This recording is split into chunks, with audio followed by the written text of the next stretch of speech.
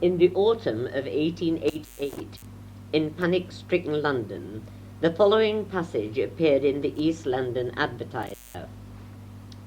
It is so impossible to account on any ordinary hypothesis for these revolting acts of blood that the mind turns, as it were, instinctively to some theory of occult force, and the myths of the Dark Ages arise before the imagination. Ghouls, vampires, bloodsuckers take form and seize control of the excited fancy.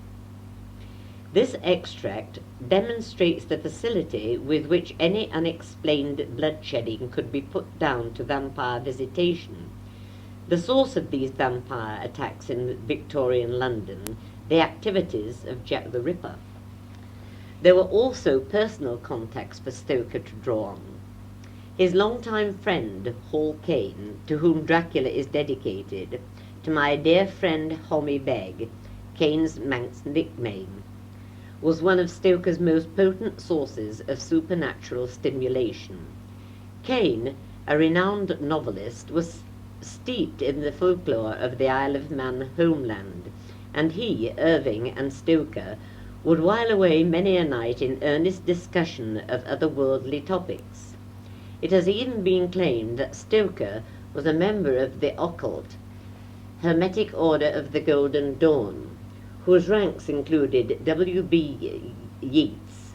In fact, there is no evidence for this whatsoever, though Stoker was an acquaintance of J.W. Brodie Innes, who invited him on at least one occasion to a gathering of the Set of Odd Volumes, a bibliographical society which discussed occult ideas. Richard Burton was also doubtless influential. He and Stoker exchanged tales, myths, and legends during their infrequent meetings between 1878 and 1886. It was during their last recorded meeting, when Stoker had noted his visitor's sharp canine teeth, that the conversation turned to the Arabian Nights, which had just been published and which featured its own vampire character. Stoker would mention the Arabian Nights in Dracula D342. But it would seem probable that Burton's greatest legacy for Stoker was an anthology of Indian vampire stories, Vikram and the Vampire, which he had translated, and which delved into the ancient origins of the undead. One other of Stoker's known acquaintances is worthy of mention.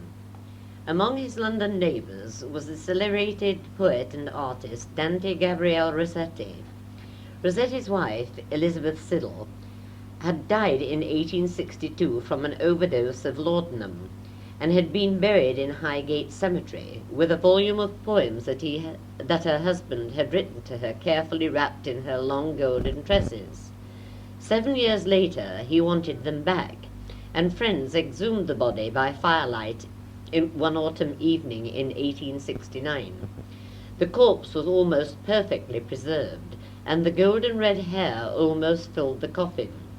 It is known that Stoker was deeply impressed by this episode. He would adapt it for one of his short stories, The Secret of the Growing Gold, and certain cemetery scenes in Dracula would be modelled upon it. As for more direct incentives for Stoker to write Dracula, a number of the commentators have relayed, parrot fashion, Ludlam's suggestion, itself offered tongue-in-cheek, that in 1895 Stoker had a bad dream following a too generous helping of dressed crab at supper. As an explanation of Dracula's origins, this will hardly suffice, not merely because it was an apocryphal remark, but more damagingly because Stoker had already been at work on the novel for at least 5 years before the dream was supposed to have occurred. Other commentators have put forward the names of Stoker's mother and his cold, lifeless wife as possible dominating figures who found their way into omnipotent character of the Count. More plausible is Stoker's relationship with the theatre and with Henry Irving. It must not be overlooked that on the subject of dramatic art, Stoker was a professional, an astute critic and confidant to the biggest theatrical name of his generation. It can surely be no accident that Dracula would eventually achieve success on stage as well as in print. In fact, its very stage production took place on the 18th of May 1897 at the Lyceum, within days of publication, a hasty adaptation designed solely to protect the copyright. It is said that Irving was unimpressed. Dreadful was his supposed retort. Lyceum audiences had come to expect spine-chilling excitement and bloody melodramas. Along with the productions of Shakespeare, they were Irving's stock in trade. He never fought shy of striking fear into his audiences, and performed all the demonic roles of the supernatural in one form or another. The Bells and Vanderdecken, based on The Flying Dutchman, was standard Lyceum plays. Faust, too, was performed on numerous occasions between 1885 and 1894, and Irving's powerful rendering of Mephistopheles left a deep impression on his acting manager. It was after researching the background to Faust with Irving in Nuremberg that Stoker was moved to write one of his most powerful short horror stories, The Squaw. It is with Macbeth, however, that it is necessary to pause. Stoker acknowledged that this was the play which intrigued him most, and that he had held profound differences of opinion with his employer over some of its finer points.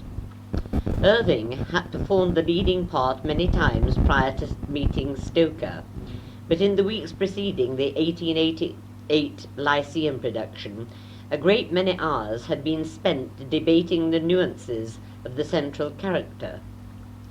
Even as a casual glance is sufficient to notice some of the ways in which Dracula's plot can be seen to resemble Macbeth's, both are centered around a lonely, desolate castle, to which an unsuspecting stranger is lured and then visited in his sleep.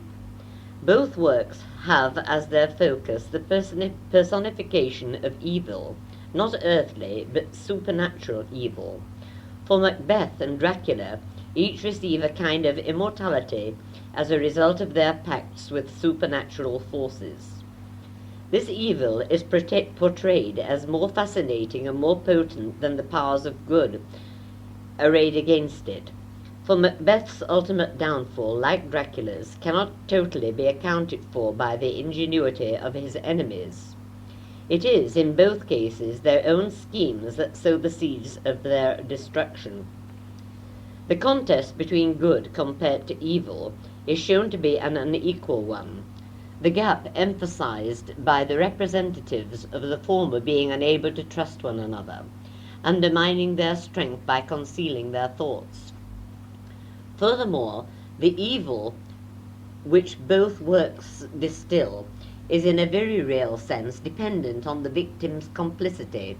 The would-be target must accept the touch of evil vampirism willingly. Dracula, like Macbeth, was once a fearless warrior, grown to manhood through the spilled blood of his enemies' armies, a heroic figure for whom the fall from military power to perpetrator of evil is a major mystery. Both are, as it were, the first victims of the disease which eventually spreads before they are driven remorselessly back to the castle from whence they came to have their throats sheared. The contagion in both works is combated by a team of adversaries skilled in medical science. Similarly, what motivates both principal characters is not a thirst for blood, either literally or metaphorically, but single-minded power and ambition. Nonetheless, the two works feature blood as the central motive and contain three weird and evil women in a symbolic form. The three witches that open Macbeth are reincarnated as vampires near the beginning of Dracula. Two other comparisons deserve mentioning. First, the respective conclusions when the arch-fiend is destroyed, With the death of Macbeth, the cry is, "The time is free." Following Dracula's eventual demise, the response is, "The curse has passed away." D. 27, 448. Second, the historical elements of both are abstract rather than factual. The Scotland of Macbeth exists in the mind rather than as any geographical entity. The same could be said of Stoker's Transylvania. In the light of such cross-comparisons, it is possible that, presented with the basic Macbeth plot, Stoker wove the vampire theme around it with the intention of creating his own novel, envisaging Irving, with his saturnine appearance and harsh metallic hissing voice in the title role. The set of coincidences extended when in 1893 Stoker paid his first visit to Cruden Bay. His holidays were never intended solely for a relaxation. They were working holidays, where he would either catch up with his own writing or else put in a little field research for future Lyceum productions. It has been suggested that his walking tours of the Buchan coastline were undertaken to explore some of the atmospheric aspects of Macbeth, and certainly the towering and at that time inhabited Slains Castle, perched high on the edge of the jagged cliffs which keep the North Sea at bay, presents one of the most evocative Gothic sites in Britain. This particular part of Scotland, furthermore, was a rich repository of pagan beliefs. The local population, with whom Stoker chatted a great deal, were among the most superstitious in Britain, as is clear from some of his later fictions set explicitly in Cruden Bay. The inlet is situated near the most easterly point in Scotland, facing out towards the rising sun, and its environs were once known for sun worship and fertility rites, with many remnants of stone circles still to be seen. Despite opposition from the Church of Scotland, the Kirk, it was in Stoker's day still the custom, for example, to leave part of the land uncultivated so that wild oats could be used by the spirit world. These spirits were presumed to visit the living at certain times of the year, so it became customary to light Hallows fires to deter them, or alternatively to appease them by food offerings, such as goat's milk or bannocks. It is still known for a piece of mistletoe or rowan to be hung over an ailing child in the hope that any unwanted visitors will leave and search another source for sustenance. Many of the funeral customs of the people of Buchan reflected their fear of the undead, like locking up cats and hens immediately prior to a funeral in case they were evil spirits in disguise. To prevent the deceased catching a glimpse of his or her old home, which might later be recognized, roundabout routes would be taken by the mourners to the graveyard. As insurance, some portion of the funeral feast would be set aside as a peace offering to assist the departed soul on its way to the next world. Pennies would be placed over the eyes of the deceased, salt placed in a container on the chest, mirrors would be covered, and onions laid on windowsills. All these and other local tales would be avidly noted by Stoker.